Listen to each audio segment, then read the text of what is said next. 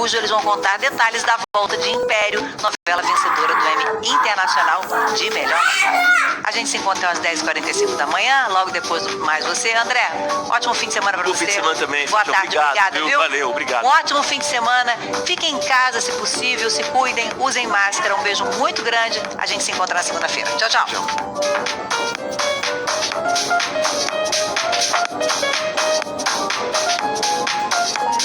Encontro com Fátima Bernardes. Oferecimento Seara Gourmet. Hambúrgueres até 4 vezes mais altos. Fala galera, já tem Globo Esporte pra vocês e a gente vai mostrar que os aulões na laje do professor Ivan estão com... na periferia.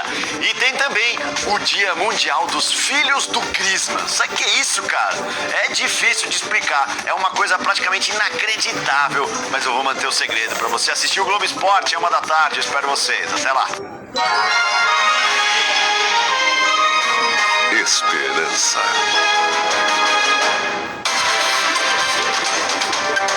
Link Vanguarda. Oferecimento Center Vale, sempre com você. Direto da Central Vanguarda de Notícias, no ar.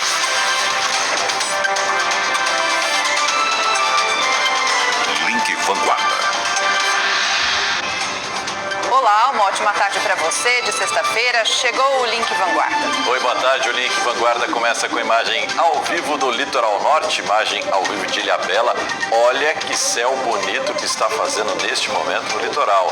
A prefeitura voltou a exigir teste negativo de Covid para os turistas que chegam a Ilhabela. Hoje a gente faz um giro sobre a vacinação na região, que segue bem lenta na maioria das cidades por causa da falta de doses. Mas algumas cidades estão conseguindo antecipar grupos. É o caso de Tremembé, que começou a vacinar pessoas com 67 anos. Também vamos falar sobre a compra de vacinas por empresas. Enquanto o Congresso discute esse assunto polêmico, empresas da região avaliam essa possibilidade. Tem ainda o esporte. Medina e Filipinho avançaram no Mundial de Surf. É isso mesmo, o Link Vanguarda está começando.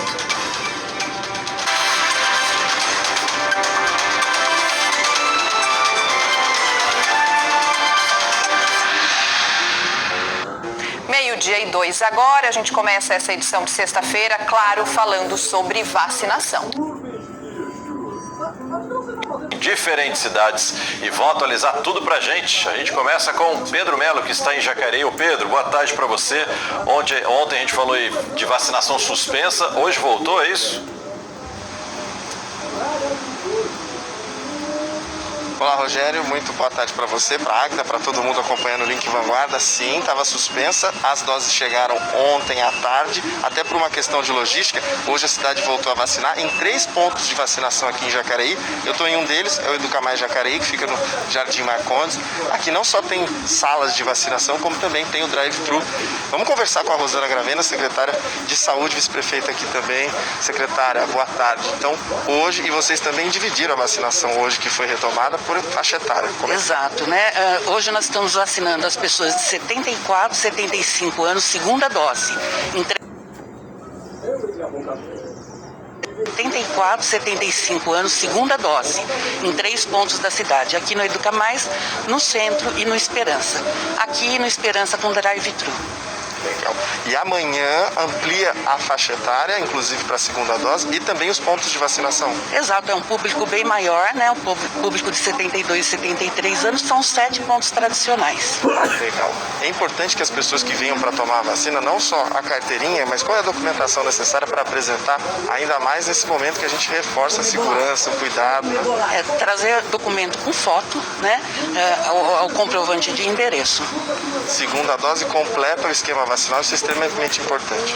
E trazer também a carteirinha de vacinação da primeira dose para saber exatamente a segunda, qual é a vacina que tem que ser tomada.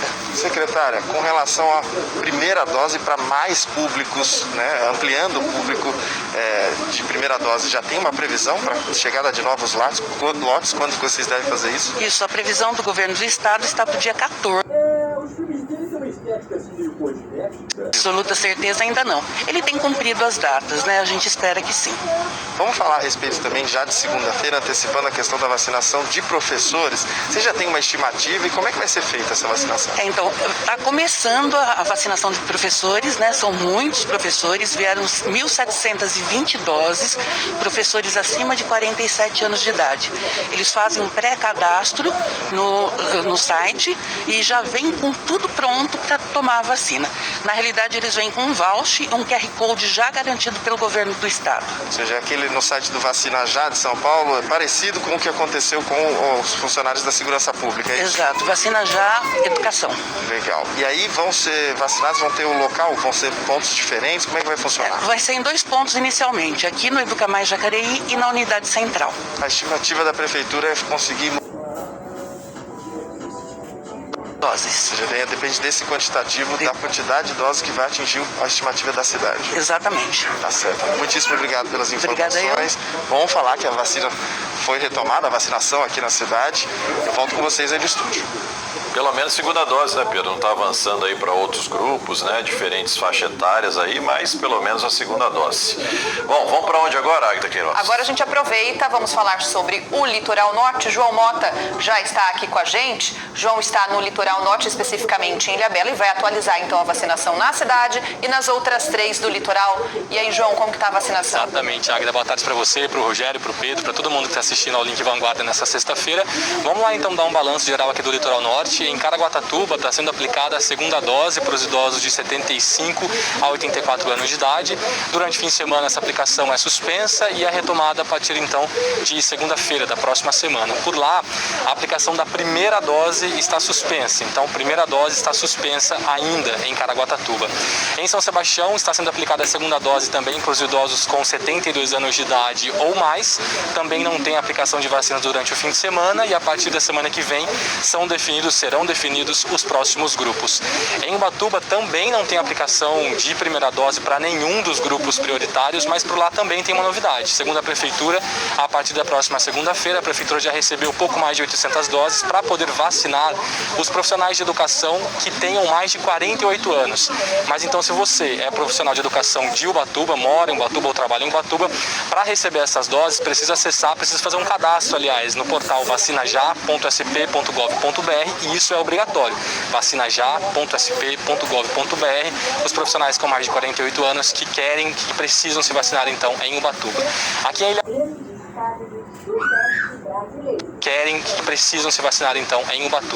Aqui em Ilhabela, que é de onde eu falo hoje, é a única cidade da região que está aplicando a primeira dose para um grupo. Aqui, os idosos com 68 anos ou mais estão recebendo a primeira dose, e aí, a partir de semana que vem, também já começa a segunda dose para quem já está precisando dessa etapa da vacinação. Volto com vocês no estúdio.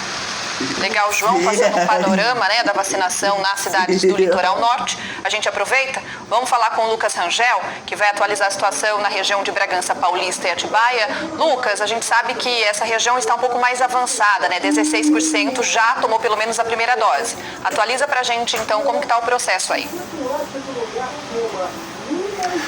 Boa tarde, Agda, Rogério, boa tarde a todos. Aqui em Atibaia foram aplicadas as primeiras doses, né, para mais de 18 mil pessoas, 18.379 pessoas, o que equivale aí a quase 13% da população. E aí, com a segunda dose, foram aplicadas 7.965 vacinas, que equivale aí a 5,6% da população. Hoje, a Prefeitura de anos.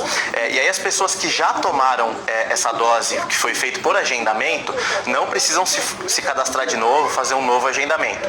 É só esperar um profissional da Secretaria de Saúde entrar em contato para informar o dia, o local e a hora, né, da vacinação para esse grupo. E aí as pessoas que tomaram a primeira dose sem o cadastro, lá no começo, com a distribuição de senhas, essas sim precisam fazer um cadastro no novo sistema da Prefeitura, no site ou pelos telefones da Secretaria de Saúde. A vacinação de primeira dose está suspensa aqui na cidade, acabaram as doses, o pessoal de 68 anos começou a ser vacinado essa semana. Enquanto isso, enquanto não chegam novas doses, a Prefeitura está incentivando as pessoas a partir de 65 anos a já fazerem o seu cadastro para quando chegar as doses já conseguir tomar a vacina. Atibaia, só para a gente falar dos números da pandemia, são cerca de 7 mil casos de Covid confirmados e 197 mortes. Atibaia está se aproximando aproximando desse triste número de 200 mortes. Antes da gente encerrar, Bragança Paulista também está com vacinação de primeira dose suspensa. Quem está tomando a vacina hoje lá nas 2 unidades, no centro e no Santa Luzia, são as pessoas que se vacinaram com a primeira dose até o dia 19 de março, quem tomou a vacina antes. E a partir disso, o pessoal tem que esperar chegar mais doses. Bragança também começou a vacinar pessoal de 68 anos e agora esperando chegar mais doses para poder seguir com a campanha, viu, Agda e Rogério? Situação muito parecida, né, também com os municípios do litoral norte que esperam novas remessas também. Obrigada pelas informações. Esperando também está Thalita França aqui para a vez dela, ela fala ao vivo de São José dos Campos, 72 a 74 anos também em São José, né, Thalita? Mas foi só hoje, dá tempo tomar também na semana que vem? Como é que vai ser? Boa tarde para você. Não, dá tempo sim, Rogério. Boa tarde para você, para a Agda e para todo mundo. A Prefeitura de São José começou a... Mãe, o papai tá demorando, hein, mãe? Essa vacinação está sendo feita nas 40 unidades básicas de saúde e aqui no drive-thru do CEF, onde a gente está, mas o horário vai até às 2 horas da tarde. Nas 4 casas do idoso, o horário de vacinação é mais estendido, vai até às 5 horas da tarde.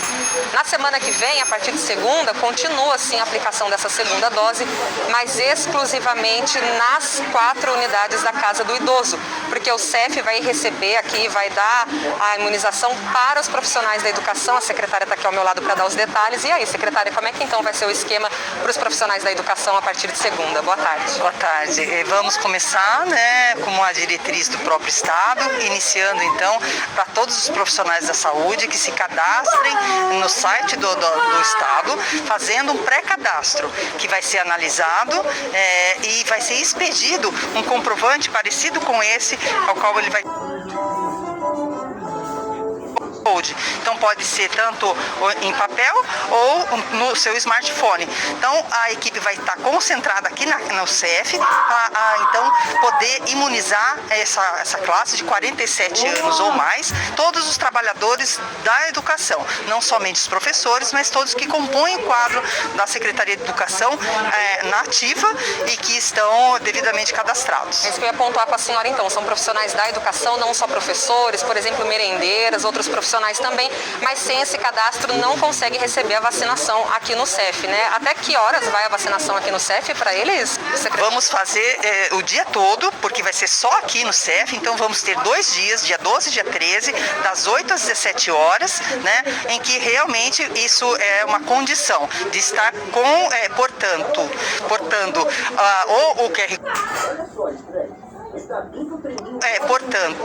portando ou o QR Code no celular ou então o papel, que essa é a validação do Estado para que ele possa ser vacinado. Vamos voltar a falar sobre os idosos. A Prefeitura já tem uma estimativa de quando deve ser feita a aplicação da primeira dose nos idosos a partir de 67 anos de idade. Isso deve começar mesmo na semana que vem? Sim, com certeza. Nós já tivemos já o e-mail confirmando, as doses virão, tanto não só para os de 67 anos, como também a dose 2 dos 69, 70, 71. Então serão mais de 18 mil doses para justamente podermos avançar ainda mais na imunização dessa faixa etária. Tá certo, secretária, obrigada pelas informações.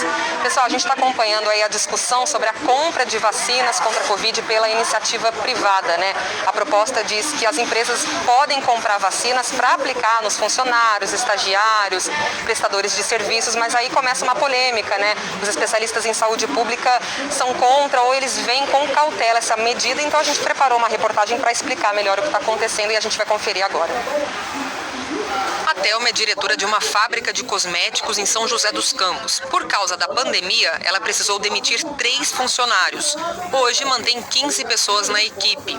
A notícia da possível liberação da compra de vacinas pelo setor privado trouxe esperança. Se a gente tem oportunidade de comprar uma vacina, ajudar as pessoas pelo menos próximas, é menos um espalhando. E a oportunidade de verdade que uma empresa que contribui, que trabalha, gera imposto, gera dinheiro para o governo. O projeto de lei que permite que as empresas comprem vacinas para aplicar em funcionários, estagiários e prestadores de serviços foi aprovado nesta semana pela Câmara dos Deputados. Mas para entrar em vigor, o projeto ainda precisa ser aprovado pelo Senado e depois sancionado pelo presidente Jair Bolsonaro.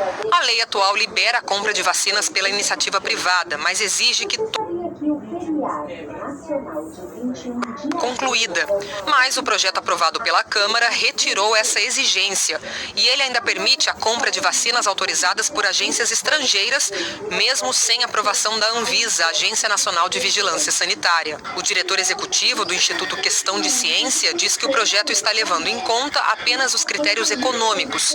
Faz com que seja possível burlar a ordem de prioridade do PNI, então a gente coloca critérios econômicos financeiros à frente de critérios sanitários, que é uma questão muito relevante.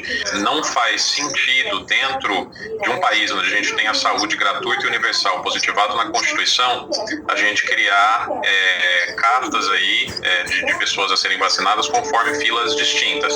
Como alguns empresários aí têm dito, inclusive, que não é furar fila, é criar filas distintas. Entre os empresários ainda não há um consenso. Segundo essa representante do CIESP, o Centro das Indústrias do Estado, a medida é positiva, mas precisa ser estudada com cautela. Num cenário mais confortável de oferta de vacinas, o setor produtivo é a favor da liberação de venda de imunizantes para as empresas protegerem seus funcionários.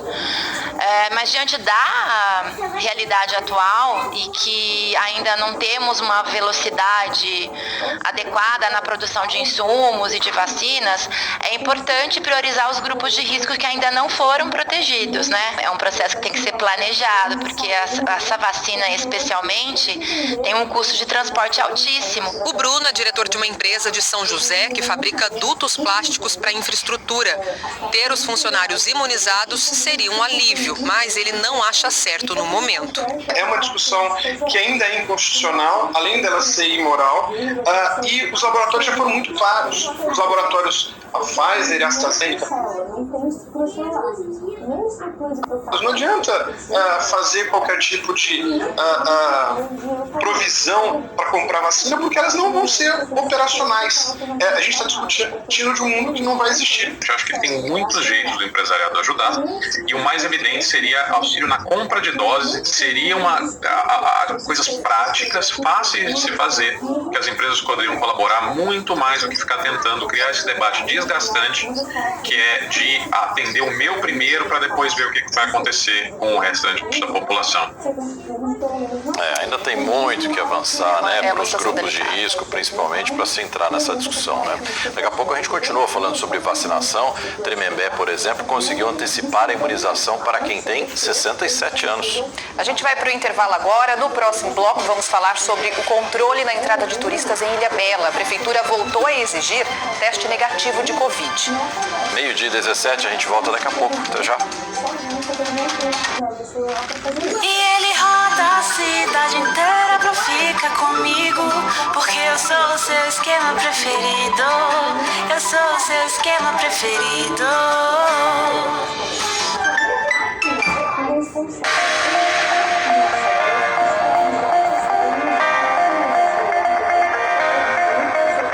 Empresário, nem todos os documentos fisicamente precisam ser arquivados. A era do papel na contabilidade já se foi. Basta escaneá-los e guardá-los eletronicamente.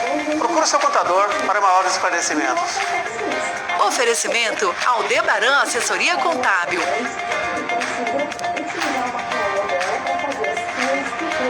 Hoje, depois do Jornal Nacional. A gente acabou de ter uma informação da rodoviária de que não existe nenhum registro da sua mãe como passageira nas últimas 24 horas.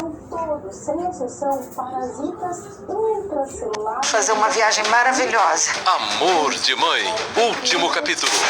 Em seguida, segue o jogo com mais um reinado no BBB.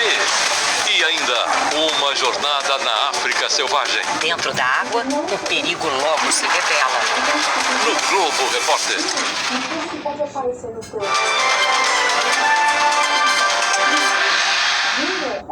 Meio-dia 19, Link Vanguarda está de volta para atualizar os números da Covid-19 na nossa região. E a gente já começa então mostrando a região de Bragança Paulista e Atibaia com os números da Covid-19. Então, na região já são 26.777 casos positivos de Covid, 627 mortes na região de Bragança Paulista e Atibaia. Agora a gente mostra a situação do Vale, Serra e também Litoral Norte, que já somam com 181.951 casos positivos e mais de 3 mil mortes, né? No total, 3.512 mortes registradas. Agora a gente vai mostrar a média móvel de novos casos, também no Vale, Serra e Litoral Norte, que neste momento está em 930. Na comparação com 2 semanas, há aí uma queda de 22%. Agora a gente mostra também a média móvel de mortes na mesma região. A média móvel está neste momento em 32 casos. Também há uma queda de pouco mais, ou melhor dizendo, 28,7 casos, uma queda de pouco mais de 10%, se comparado com há 2 semanas, que aí sim tínhamos 32 casos registrados de mortes no Vale do Paraíba, Rogério. 12h20 agora, vamos voltar para o litoral com o João Mota, porque a Prefeitura de Ilhabela voltou a exigir testes de Covid negativo para turistas na balsa. Valendo, tem que apresentar ali logo na chegada, como é que vai ser? Vai começar a valer a partir de agora, das 2 da tarde de hoje, de sexta-feira. Essa já tinha sido uma medida aí adotada pela Prefeitura durante o período aí de feriado emergencial. A diferença é que antes, durante esse feriado grande aí, determinado pelo governo do estado de São Paulo, essa barreira, essa restrição acontecia durante todos os dias, inclusive durante os dias de semana. Agora, daqui para frente, pelo menos até o fim de abril, vai acontecer somente nos fins de semana. Quem está aqui do meu lado para poder falar com a gente e explicar melhor a situação aqui na cidade é o prefeito Toninho Colucci. Prefeito, muito boa tarde para o senhor, tudo bem? Boa tarde, João. Prefeito, como é que vai ser essa restrição então? Vai ser nos mesmos moldes de como já estava sendo feito? Sim, a partir das 14 horas agora na sexta-feira, que é o horário que começam a chegar os turistas, até as 14 horas do domingo, nós vamos ter um controle na balsa.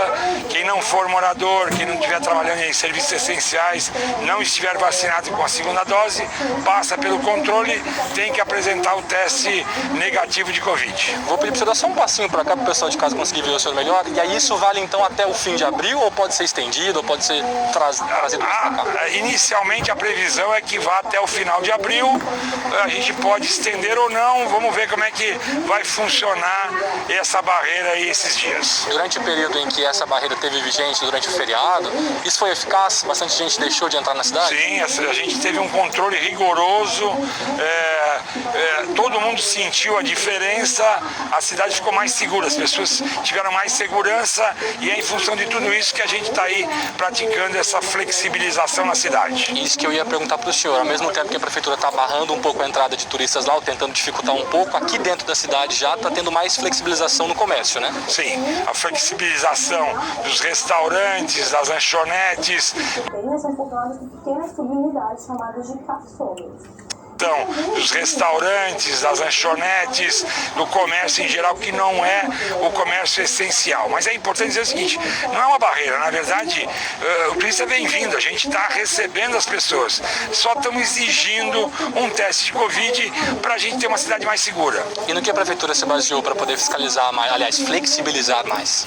Nos números, a cidade tem números, se aqui fosse um estado, nós estaríamos na fase amarela, os nossos números são números tranquilos, a gente implementou diversas ações na saúde, no transporte público e diminuímos a contaminação na cidade, o número de internações, com isso a gente tem uma segurança maior. Agora a gente vê que as cidades que tomam essa iniciativa por conta própria, o governo do estado acaba tentando intervir, notificando a prefeitura e também o Ministério Público. O senhor não teme que isso aconteça mais uma vez? Então, eu espero que o governo do estado entenda o diferencial que Ilhabela tem, os números estão aí, a gente mostrou para o Ministério Público esses números.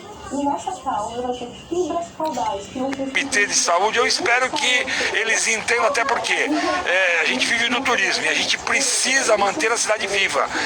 Existiam riscos de diversas empresas que estavam fechando, querendo fechar. Então, nós temos que manter o emprego das pessoas. A cidade tem segurança, por que não ser tratada de forma diferente? Tá certo. Toninho, obrigado pelas suas informações. Eu que agradeço. Bom trabalho para o senhor.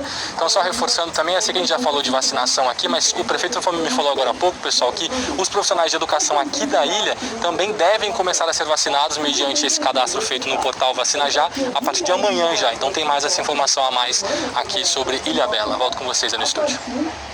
É isso, né, João? Todo prefeito vai acabar dizendo isso, né? Que a cidade dele tem uma característica única e tal, e vai mudando por conta própria aí o sistema do Plano São Paulo. Obrigado aí pelas informações. Lembrando que hoje tem coletiva de imprensa hoje do governo do estado, atualizando a situação de como fica aí a fase emergencial do Plano São Paulo, que estava previsto para até o dia 11 agora. A gente está na expectativa, se a gente tiver informação aí ao longo do Link Vanguarda, a gente fala para você, atualiza a qualquer momento. Magda. Meio-dia 25, a partir de hoje, a presença do público não é mais permitida nas celebrações do Santuário Nacional de Aparecida. A decisão foi anunciada depois do Supremo Tribunal Federal definir que estados e municípios podem impor as restrições. No último domingo, a presença dos fiéis foi liberada nas celebrações do santuário. A missa de Páscoa teve a presença de 154 pessoas. Todas usaram máscaras e obedeceram critérios de segurança sanitária, como, por exemplo, manter o distanciamento. A celebração só foi realizada depois que o ministro Nunes Marques, do STF, liberou, no dia anterior, que igrejas realizassem cultos e missas com a presença do público. Durante a fase emergencial, apenas a visitação à basílica, a imagem da e também o uso de máscaras. Eu falei agora há pouco sobre a questão aí de mudança ou não do Plano São Paulo, né, da fase emergencial. Um dos itens mais importantes, que tem mais peso aí nessa decisão, é esse aqui, ó, taxa de internação em leitos de UTI. No estado de São Paulo, a taxa média aí é de 88%, na nossa região de 86%, só lembrando, o critério para fase vermelha, por exemplo, já é acima de 75%. Vamos ver algumas cidades aqui também. São José dos Campos está com 85% de taxa de ocupação de leitos de UTI e Jacareí com 89%. A gente segue falando de outras cidades também, Rogério. A gente mostra que Aparecida, que também está com 100% de ocupação dos leitos de UTIs. Pindamonhangaba, na sequência, está próximo, né, com 95%. E Taubaté tem a situação...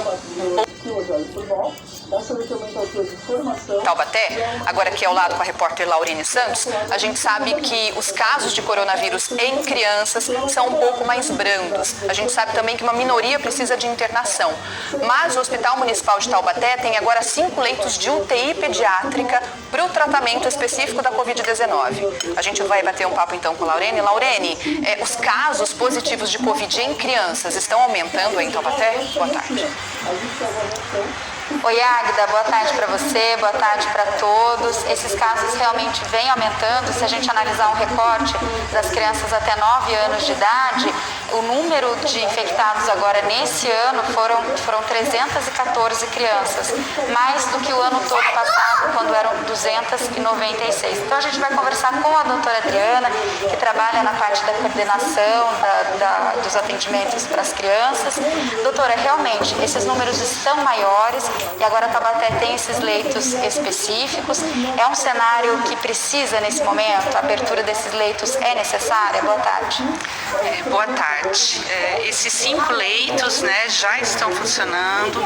São leitos de UTI pediátrica específicos para o atendimento das crianças com suspeita de Covid, para atender não só Taubaté, mas também outros municípios. É importante ressaltar que aqui no município, desde o início da pandemia, né, no ano passado, nós temos um fluxo de atendimento, né, iniciando nas UPAs, em que todos os casos com suspeita que tiveram alguma gravidade ou necessidade de internação vieram encaminhadas aqui para o nosso hospital. Todas receberam atendimento. O ano passado todo, felizmente, não tivemos nenhum caso de complicação e até 19 anos não tivemos. Doutor, e qual a diferença de um leito de UTI pediátrico para um leito de UTI comum para atender um adulto, por exemplo? Os leitos, eles têm basicamente a mesma necessidade, né, de equipamentos, ventiladores, monitores, mas tem uma equipe específica para o cuidado da criança. Os médicos intensivistas, né, pediátricos, enfermagem, fisioterapia, toda a equipe de apoio voltada para o atendimento infantil. E agora uma orientação importante, a gente fala desses leitos, dos dados, mas de que maneira as famílias podem trabalhar com isso? É uma observação, em que momento a família tem que entender que leva aquela criança para o atendimento hospitalar? Como a pessoa pode identificar isso? O que eu queria dizer é que, assim, eu acho que as famílias devem estar preocupadas, porque nós tivemos realmente esse aumento de casos que você relatou. O que a gente tem que entender é que crianças e adolescentes até 19 anos, eles respondem por 10% de todos os casos confirmados. Então, nós percebemos isso o ano passado, então esse número provavelmente se mantém. Então, por isso, essa expressão, né, de um número maior de casos. A boa notícia, infelizmente, é que crianças geralmente são assintomáticas, os casos são leves, e crianças que tenham algum sinal de alerta, né, porque geralmente elas manifestam febre e tosse. Abaixo de 4 anos elas costumam ter diarreia também, mas que apresentam sinais de gravidade, que seriam alguma dificuldade para respirar, a febre que está se prolongando, não está conseguindo aceitar a dieta, daí tem risco de desidratação,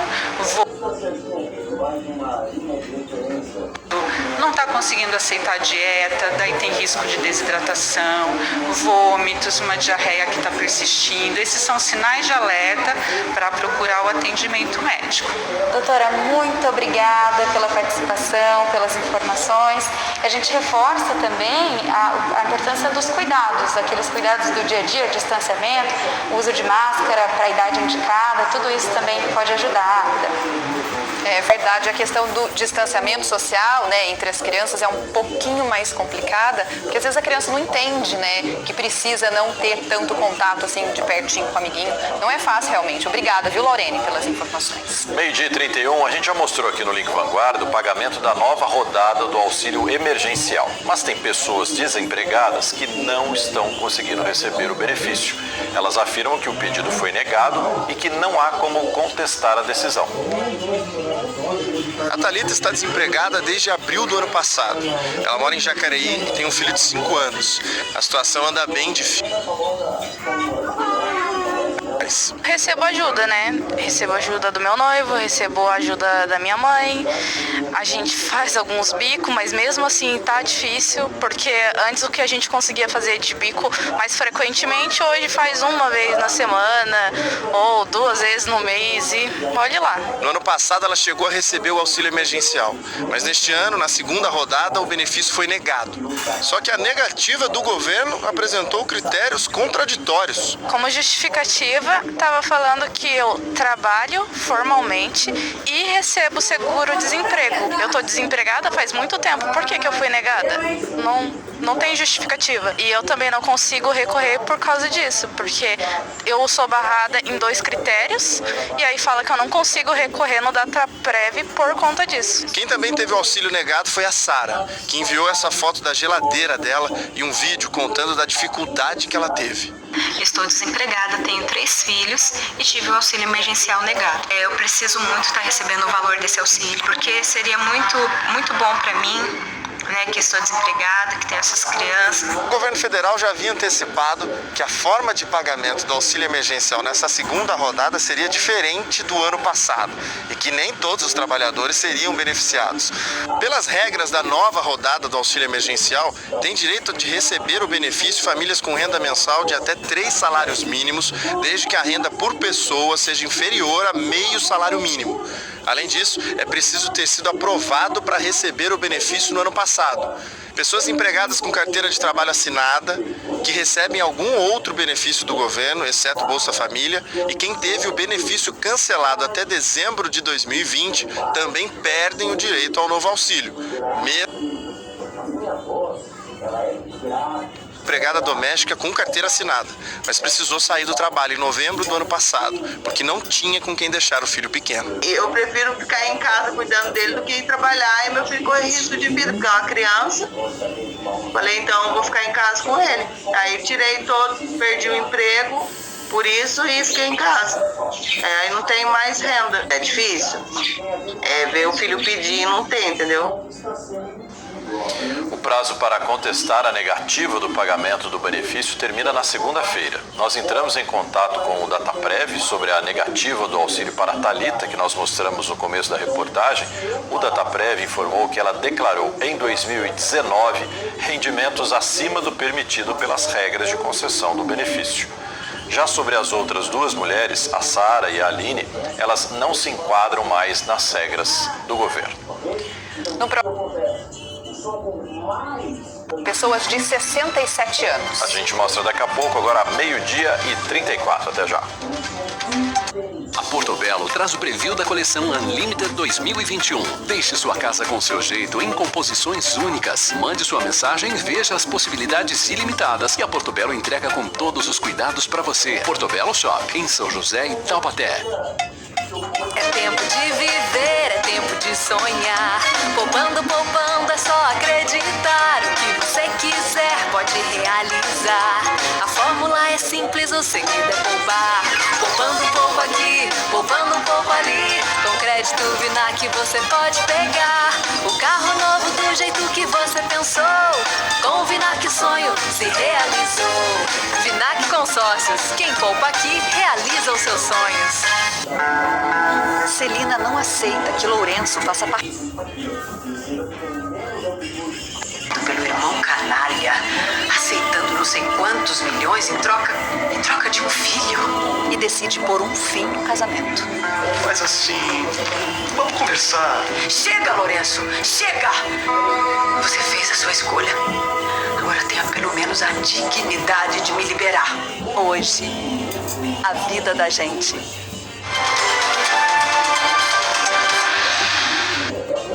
Link de volta e de volta a falar sobre a vacinação contra a Covid-19. A gente já falou da vacinação em algumas cidades, São José dos Campos, Litoral Norte. Agora a gente fala sobre Tremembé, que começou a vacinar hoje idosos com 67 anos. A cidade antecipou a imunização e está adiantada com relação ao cronograma do estado. A dona Elza recebeu a equipe de saúde na porta de casa para tomar a vacina contra o coronavírus. Ela tem na porta de casa para tomar a vacina contra o coronavírus. Ela tem 67 anos e estava ansiosa por este momento. Fiquei porque era o que mais eu esperava, para ver se Deus ajuda que evita mais um pouco a doença, né? Porque o pessoal fala que se a gente tomar vacina é mais melhor para não se pegar, pega mais simples, né? Mais leve, né? Mais leve, né? Então, e pela minha idade também, era o que eu estava esperando, era essa vacina. Tremembé adiantou a vacinação para os idosos de 67 anos, que no cronograma do estado só estava prevista a partir da semana que vem. O seu José Maria foi um dos vacinados hoje na cidade. É importante? É importante, preciso, né? Eu não vejo a hora, pensava que eu ia ficar junto com ele, mas infelizmente, né? Ele vacinou primeiro e vai ter que esperar mais uma semaninha. Isso. A coordenadora da Vigilância Epidemiológica de Tremembé explica que o sistema Casa a Casa tem sido o mais eficiente no município para a aplicação da primeira dose nos idosos. Se nós abrimos um ponto vacinal, ele tem direito a ser vacinado. Então, por isso essa estratégia. A gente inicia de casa a casa para conseguir ampliar a população de Tremembé e só após a chegada do novo lote para aquela determinada idade é que a gente abre o drive-thru, porque a gente tem segurança de estar vacinando para não deixar faltar para ninguém. Além da vacinação casa a casa, que começou hoje para um novo público aqui em Tremembé, a cidade também manteve um ponto fixo de vacinação, que é o centro de eventos, fica bem na região central. Por aqui, os idosos de 72 e 73 3 anos podem tomar a segunda dose.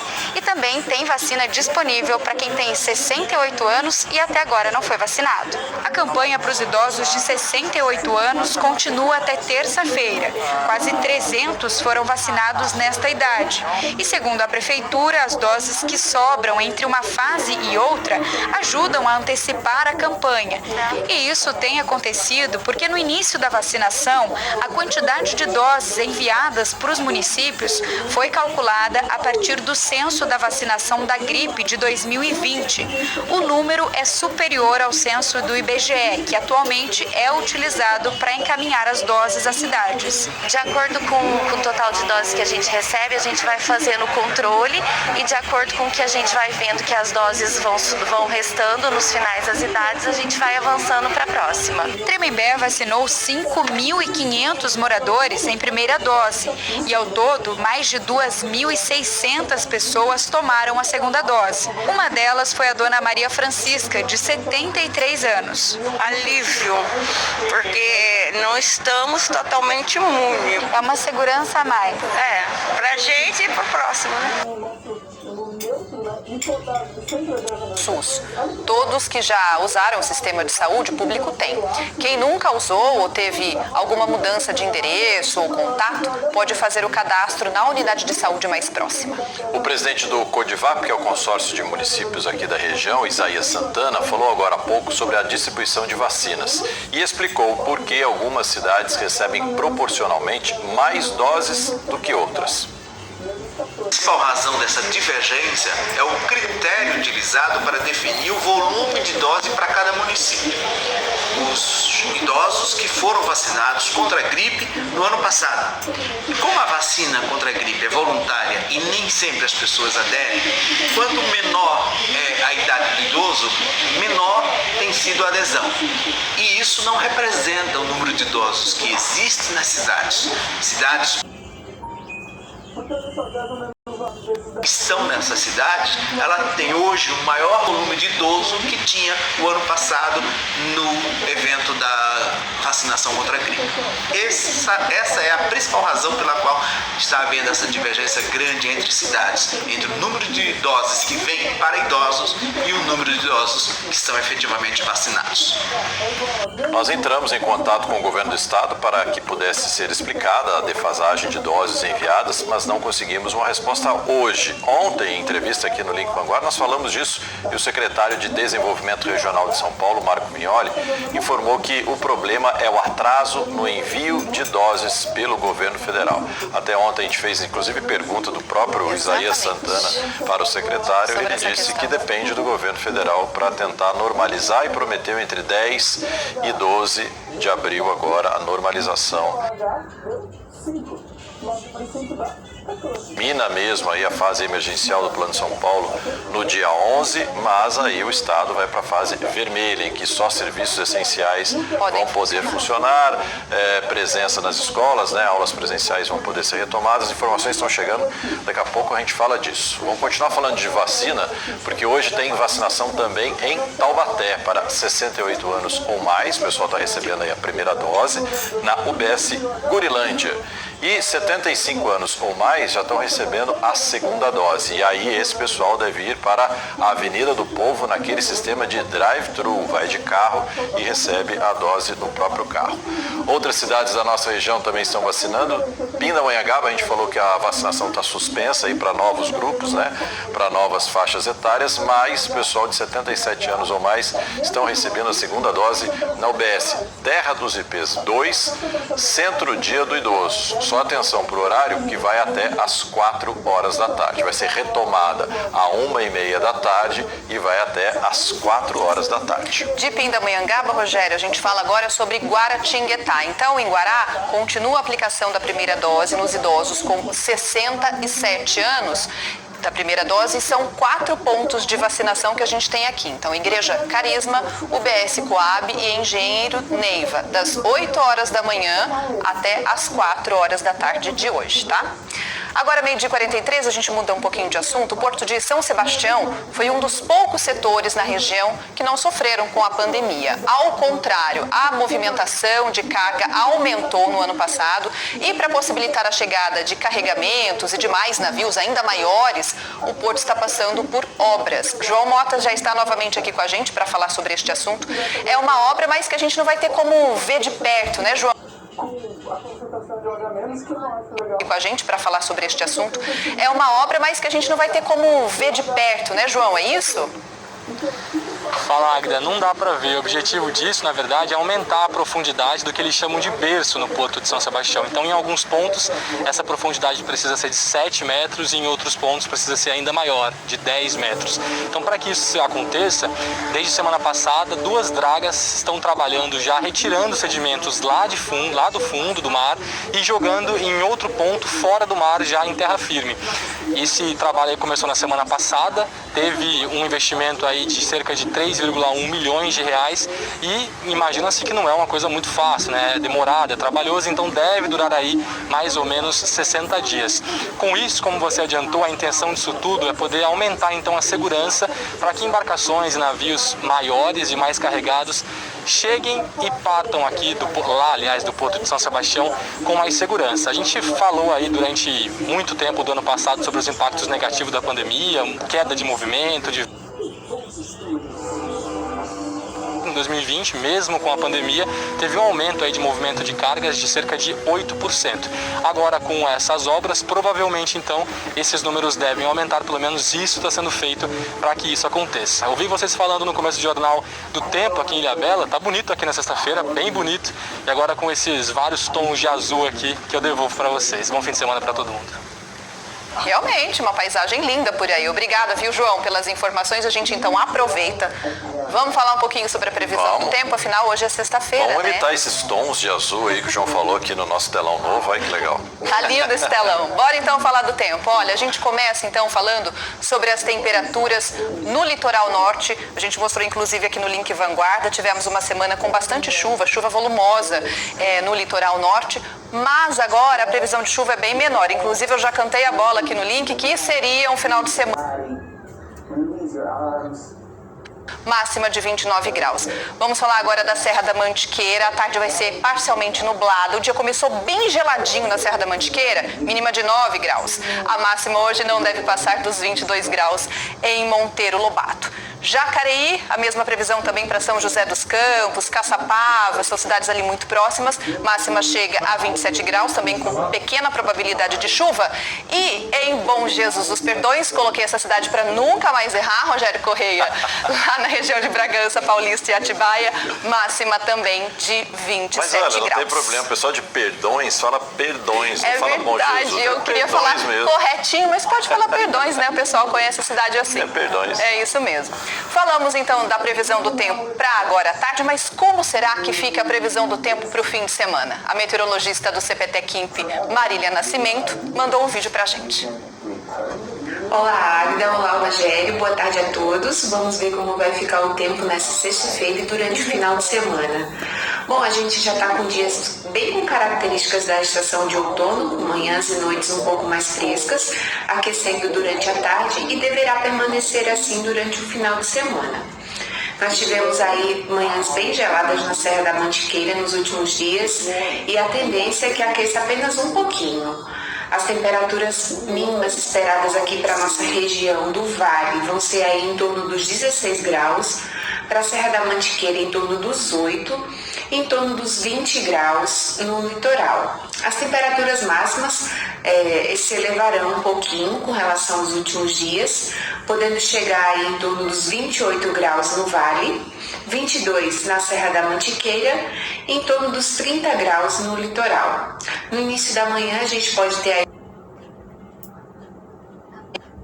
quando a gente tem a aproximação de uma frente fria e aí sim haverá uma mudança no tempo aqui na região.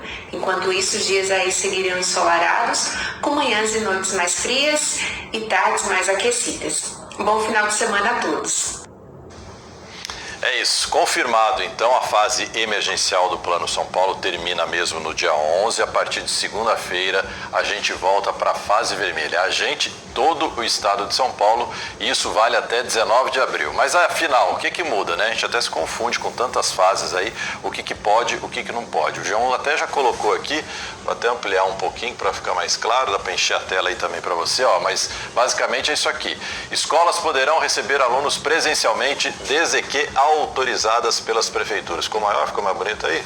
Melhorou. Lojas de material de construção poderão abrir. Retomada dos jogos do Campeonato Paulista. Aí, ó, vamos ter que falar isso com o Lucas Rangel hoje.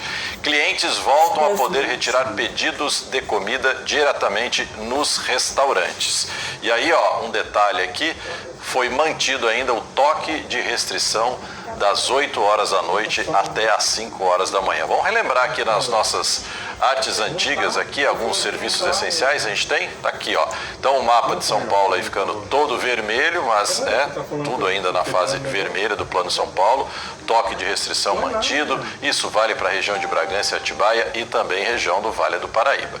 Então farmácias, bancos e lotéricas, supermercados e açougues, postos de combustíveis, clínicas veterinárias e pet shops, algumas não estavam podendo funcionar, né? Oficinas mecânicas, hotéis e pousadas, as escolas vão poder ter aula presencial desde que autorizadas pelas prefeituras. Então as escolas precisam da autorização da prefeitura, padarias ainda sem consumo no local, bares e restaurantes ou retirada de produtos, Águida. No próximo bloco a gente vai falar de esporte, tem surf, tem futebol, é daqui a pouquinho no Link Vanguarda, 12h50. E a retomada do Campeonato Paulista. Isso mesmo. Hoje, a musa dos games chega chegando. Lara Croft, Tomb Raider, a origem da vida, na sua sessão da tarde.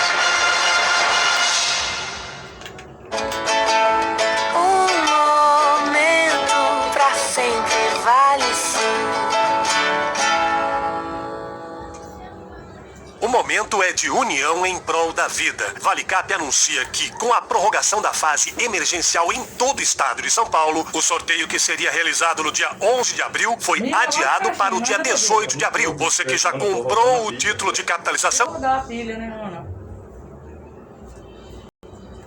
foi adiado para o dia 18 de abril. Você que já comprou o título de capitalização está concorrendo. Vendas até o dia 17 de abril. Compre, concorra e colabore com a FEAPaz doando o resgate. O sorteio será das 8h30 às 9h30 da manhã. Juntos estaremos ajudando a salvar vidas. Unidos, venceremos. Kira começa a conquistar a família de Alexia como a babá Cleide. Seja corajoso, seu Inácio, que eu posso afirmar, assim com toda certeza, que dias melhores virão. A Cleide foi de uma doçura com meu avô que eu nunca vi. Alguma coisa de especial essa moça tem. Hoje, salve-se quem puder. Link de volta e para falar de esporte, nosso primeiro assunto, tá aqui no nosso telão já, é o surf, né? É isso mesmo, Gabriel Medina tá aqui, olha, Gabriel Medina e Felipe Toledo garantiram vaga nas quartas de final da segunda etapa da Austrália, além deles, mais 3 brasileiros. O estado, a gente antecipou aqui, de fato vai passar o estado todo para a fase vermelha a partir da segunda-feira. Tem flexibilização parcial, mas muitas atividades vão continuar proibidas. Daniela Geminiani ao vivo. Dani, bem-vinda e boa tarde. Oi, Trali, boa tarde para você, boa tarde a todos. Venceu o brasileiro Iago Dora na última bateria das oitavas de final. Na próxima fase, Filipinho enfrenta um norte-americano e agora a gente vê as imagens dele, né? Legal, estão indo bem, né? Estão indo super bem. Filipinho e Medina estão indo bem nessa etapa aí da Austrália, é a segunda etapa do circuito mundial.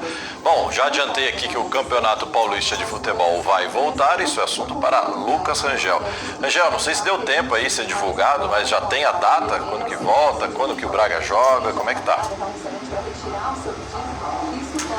boa tarde novamente, Rogério e Águida, boa tarde a todos. Ainda não, Rogério, a gente tava tweetando aqui, vendo se já tinha alguma novidade. O governador de São Paulo deve anunciar, dentro dos próximos minutos aí, uma das mudanças, né? Vocês já adiantaram a questão da fase vermelha. Uma das novidades vai ser a volta do Campeonato Paulista, tudo porque houve um consenso ali entre Federação e Ministério Público. A Federação refez o protocolo, o Ministério Público aceitou, recomendou ao governo do estado esse retorno do Paulistão. O governador João Dória acatou e deve anunciar o retorno dos jogos a partir aí do próximo final de semana ou do início da próxima semana. Enfim, a gente está de olho porque o Bragantino vai voltar a jogar pelo Paulistão. O time vai enfrentar a Inter de Limeira, a gente ainda não sabe o dia, mas o Braga é o segundo colocado do seu grupo, grupo C, com 8 pontos, atrás apenas do Palmeiras, que é o líder nos critérios de desempate.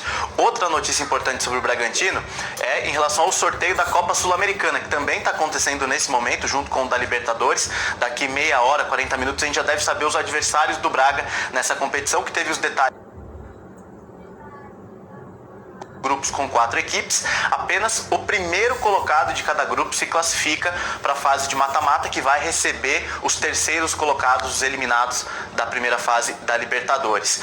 E esse fato de só o primeiro se classificar, Rogério, já deixa a competição mais difícil. Existem outros brasileiros também jogando, Corinthians, Atlético, mas dificilmente o Braga vai enfrentar algum desses times já na primeira fase. Torcida também ansiosa para saber quem serão os adversários na Copa Sul-Americana, até porque o Braga vai voltar a jogar uma competição internacional depois de 25 anos. Já no GE da Vanguarda vão ter todas essas informações que a gente está falando aqui agora, Rogério. Legal, dia agitado aí pro Bragantino, hein? Você tá de olho aí também nas informações, eu também tô de olho, mas chegou mais uma, ó, que o governo antecipou a vacinação contra a Covid em profissionais da educação já para amanhã. Idosos de 67 anos começam a ser imunizados na segunda-feira.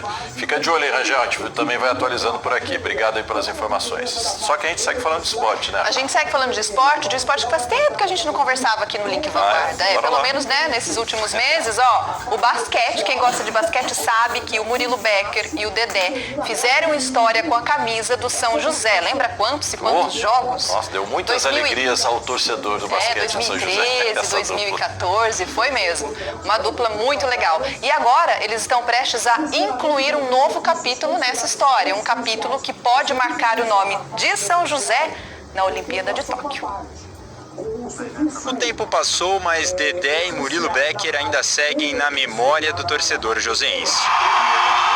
Eles fizeram parte de uma geração lembrada por um dos melhores momentos da história do São José Basquete. Eu com o Murilo, com o Jé, com o Fúvio, a gente tem uma relação muito boa, né? Desde padrinho de casamento, relação fora da quadra, amizades extra. Competições, como o Campeonato Paulista, por exemplo. Né? Por conta até dessa cumplicidade que nós tínhamos um com o outro na quadra, né? Eu acho que só num olhar a gente se entendia, né? Então foi um momento muito bom. E também nós tivemos vários momentos durante as partidas assim de superação mesmo, sabe? Então isso tá na nossa memória e a gente tanto eu quanto o Dedé, hoje a gente tem São José aí como a nossa cidade mesmo, né? Agora eles estão de volta. São atletas do recém-criado time de São José de outra modalidade, o basquete 3x3. O esporte conta com 3 atletas para cada time, que jogam em meia quadra. A pontuação também muda. A cesta, que vale 3 pontos no basquete tradicional, vale 2 pontos no 3x3. E a que vale 2 no tradicional, vale 1 no novo esporte da dupla. Ganha a equipe que marcar 21 pontos primeiro ou a que estiver com o maior número de cestas feitas depois de 10 minutos. Eles vão deixar uma semana para sentir como é que fica o negócio. Volta para a fase emergencial, continua na fase vermelha, ou subimos um degrau e vamos para a fase laranja. Laranja. Vamos lá. O anúncio está sendo feito agora. A mudança permite o retorno das atividades. Consegui o único campeonato que pela seleção 5 contra 5 eu não joguei. E agora eu tenho essa chance de jogar uma Olimpíada que para mim assim, é fechar com chave de ouro mesmo. Eles sabem que chegaram na seleção pelo que já fizeram nas quadras, mas não ache que eles querem viver de passado. O futuro ainda pode reservar muitas conquistas. Será contra equipes e seleções que estão num momento acima do nosso, até pela preparação, são profissionais mesmo no esporte, mas nós temos uma bagagem no basquete que nos trouxe até aqui. E que bagagem, né? Como? Muito legal. Vamos lá, antes de encerrar o link, a gente está atualizando aqui, as informações estão chegando. Neste momento, o vice-governador de São Paulo, Rodrigo Garcia, está dando uma coletiva no Palácio dos Bandeirantes. Então foi anunciado mesmo o fim da fase emergencial, você está vendo a imagem ao vivo agora. A fase emergencial vai até domingo mesmo, conforme estava planejado. Então domingo agora, dia 11, termina essa fase emergencial. Vamos tentar entender então o que muda, voltando o estado todo aí para a fase vermelha, né? Volta o estado todo para a fase vermelha, que a gente já tem o mapa, Vale do Paraíba e região Bragantina na mesma situação. O que permanece neste momento é o toque de restrição. Começa às 8 horas da noite, vai até às 5 horas da manhã. E aí serviços essenciais, né, que já estavam funcionando aí de alguma maneira, ou com drive-thru, ou com entrega, farmácias, bancos, lotéricas, supermercados, postos de combustíveis, clínicas veterinárias e pet shops, oficinas mecânicas, hotéis e pousadas. As escolas vão poder voltar aí com aulas presenciais, desde que autorizadas pelas prefeituras. Cada prefeitura precisa fazer essa autorização. E aí os bares e restaurantes que, né, mais sofrem aí com essa fase, mas pelo menos as pessoas vão voltar a retirar o produto diretamente no restaurante. Pessoalmente e poder fazer essa retirada. Também tem outras coisas que não eram permitidas. Será que a gente tem mais uma outra tela? Por exemplo, o esporte coletivo, né, que não era permitido nessa fase emergencial, agora vai ser permitido. Os parques também, que estavam fechados, agora ficam abertos. Mais alguma atualização? Então, profissionais de educação vão ser vacinados, então, a partir de amanhã. Você segue as informações aí no G1 da Vanguarda, minuto a minuto. Amanhã a gente está de volta. Tchau, tchau. Tchau, tchau. Um bom fim de semana. Incrível, né? Prevalece muito também